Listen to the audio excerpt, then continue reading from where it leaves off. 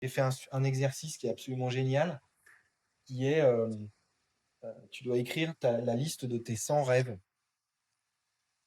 Je sais pas si tu as déjà fait cet exercice-là.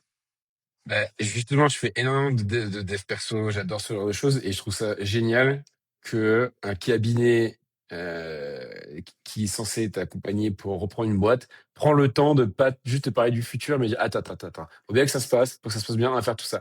Et 99% des gens ne font jamais ces exercices-là. Je trouve ça génial. Je trouve ça génial et je vais aller regarder un peu plus ce qu'ils font. Ah bah, carrément, je t'invite à le faire. Et sur ces 100 rêves, tu vois, en fait, qu'est-ce que ça veut dire derrière? À quoi il sert l'exercice? On dit pour faire l'exercice, aide-toi des verbes être, savoir, devenir et pouvoir. Tu vois, un truc comme ça. Donc moi, j'ai fait ces 100 rêves, je les ai écrits comme ça. Et en fait, tu t'aperçois que quand tu écris ces rêves-là, grosso modo, tu as 95% des rêves que tu as qui sont réalisables, qui sont dans ton contrôle. Et donc, c'est de se dire, bah, en fait, j'ai le pouvoir, je peux y aller, je peux le faire.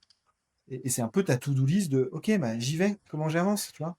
Et c'est ces rêves-là qui te permettent aussi de définir un peu le projet dans lequel tu vas être le plus à l'aise, tu vois, ton projet professionnel.